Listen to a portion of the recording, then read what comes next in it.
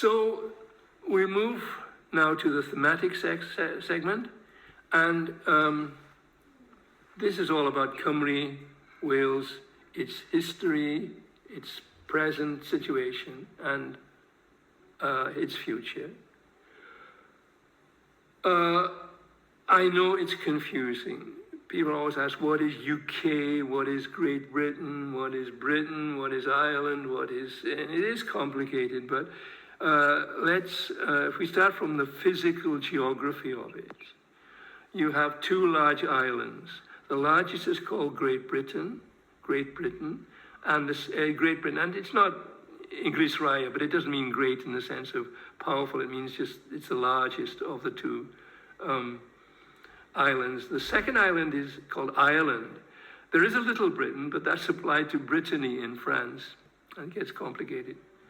Right, now, as I've said, I prefer to use the terms Cymru for the people, Cymru with a U for the country, Cymraeg for the language. So we don't say Welsh, we say Cymraeg, Cymraeg, and Cambrian. I love Cambrian because it's Roman and very historical for the adjective. Right. Now, let's go really back into the BC, the distant past, and where did the Cymru come from? Well, according to myth, according to legend, they were a bunch of Trojans. Remember the Trojan War? You remember Helen of Troy? Well, the Greeks won the Trojan War, but a group of Trojans escaped under their leader Aeneas, and after lots of wanderings, he landed in Italy, and then his descendants became the Romans. But there was another group under a leader called Brutus, not to be confused with the Brutus in Shakespeare's or in Julius Caesar, one of the assassins of Julius Caesar. This Brutus took a group of his Trojans and sailed west through the Straits of Gibraltar, if you see the map, through that, and up, and landed in Britain, in a place called Totnes. Britain at that time was inhabited by giants, according to myth. So Brutus and his men eventually got rid of all the giants. Some were called Gog and Magog. They're also in the Holy Quran, so these are myths and in the loss of time. There must be some basis in truth to them. All right. Now, we'll move now 1,000 years to 43 AD, and the Romans, under Emperor Claudius, they landed in Britain and began to occupy it. Julius Caesar had tried, but we threw him out. He claimed it was a great victory, but he didn't succeed. But then Claudius did, with a huge army, including elephants, and gradually, if you see the map, he landed on the shores opposite France, Gaul, and then moved up north and west, gradually conquering and subduing the native Britons, as they were called. Right. Now, many of you will have heard of Boudicca, formerly called Boudicca. She's pictured as a great rebel queen, flaming red hair in a chariot, and she was the queen of a British tribe called the Iceni. And the Romans did terrible things to her. When her husband, who was the king, died, these Roman tax gatherers, taxmen, came and basically they assaulted her daughters. They raped them in public and really humiliated and all the nobles of that particular part of it. Was in what is now Eastern England. Boudicca, of course, got mad, and they all rose up and they charged and they defeated the Romans. They killed all the Romans and all the Romanized Britons in London. And now at that time it was quite significant. This was 60 or 61 AD. Now, the Roman governor at that time was called Suetonius, and he was up in Anglesey, that's in North Wales, destroying the Druids. Now, the Druids were a pre-Christian religion. They revered poets, and there are still groups today who call themselves druids. Anyway, Suetonius and his legions destroyed the sacred groves of the druids, and then he heard the news, hey, the Britons have revolted in London and burnt London, so Suetonius went down to meet them. Now, the Romans had built this long road. It actually went from Dover in the English Channel through London up to a place called Wirconium. And now it is the basis of a modern road called the A5. The A5 is a highway that follows these straight lines.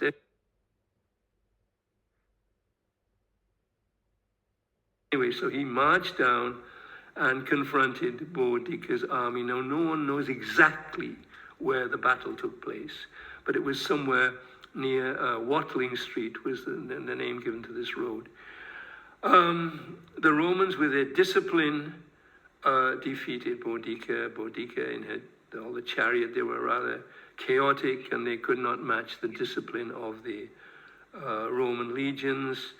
And Boudicca took poison, but her name remains as an example to a struggle for freedom. Now, Boudicca's motto, and also that of the Druids, was Aguirre erbin abid. Say that again. Aguirre erbin abid. Repeat that. Okay, and you know what it means? It means truth against the world. Isn't that a great motto? So now we're going to jump 300 years to 383 AD. Now, the Romans were still occupying Britain, most of it. They never occupied most of Scotland or Ireland. Now, the Roman Empire was beginning to break up. There were more than one emperors. They were all claiming against each other. There was civil wars all over the Roman Empire, and one of the claimants was a man called Maxim Ledig, or Magnus Maximus, sorry. And he invaded, he took an army of Romans, but they were probably made up, a lot of them were made up of Britons, originally Britons who had been, who joined the legions. And he failed. He crossed over to what is now France and Italy, and he failed. He was executed. But he is still remembered as someone who really tried to, I guess, free Britain from the yoke of the Romans. Now, we'll jump forward another year to around 449 AD. Now, the Romans had gone. They had left. And they left a huge gap. Now, the British were there. They were Romanized. And they had a high king called Gwytherin, or Vortigern. And he did, from the point of view of the Britons or the Welsh, the Cymru, a terrible thing.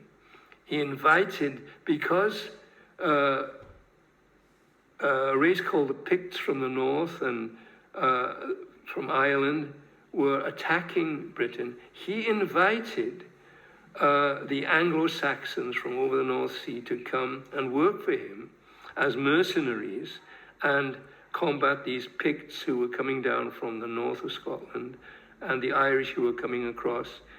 And it was a terrible tragedy because the Anglo-Saxons and the Lady Hengist, they gradually took control and they betrayed Boudicca, and in a famous episode called the Night of the Long Knives, which most historians would say is true, they treacherously assassinated the leaders of the Britons. So they were taking over, but then came along a very famous figure, King Arthur. Now, many of you will have heard of King Arthur and seen movies about him, maybe read about him. And there is a mystery. There are several claimants. First of all, some people say he's just a myth. He never existed, right? There's not much proof. There is proof, but it's a very tangential, very, not a direct proof. According to the legend, he fought 12 battles against the Anglo-Saxons, won them all, And the climax was at a place called Mount Baden or Baden, where he carried the Virgin Mary, the banner of the Virgin Mary.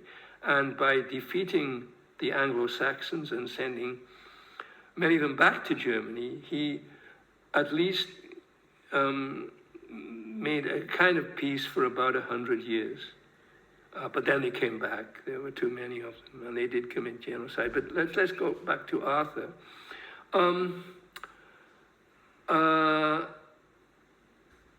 Why didn't Arthur succeed?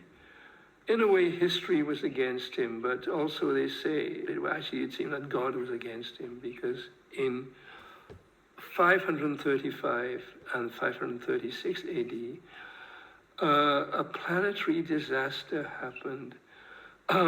It was thought to have been a comet.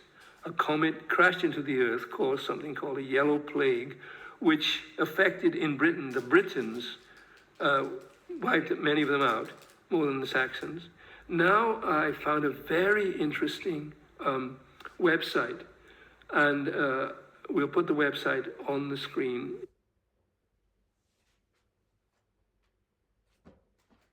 It's called 536 AD, the ancient climate catastrophe that crippled the globe. Catastrophe timeline. They trace it now to a volcano, which I think erupted in North America. Anyway, it was such a huge eruption that it wiped out crops. It really destroyed the climate, the normal path of the seasons, and it affected the Britons very much. I think the island was devastated. They called it the Yellow Plague. They didn't know what really caused it. So the Saxons then became dominant. There was a battle of Chester, in which the pagan Saxons, the Britons who were now mainly Christian, slaughtered 10,000 monks,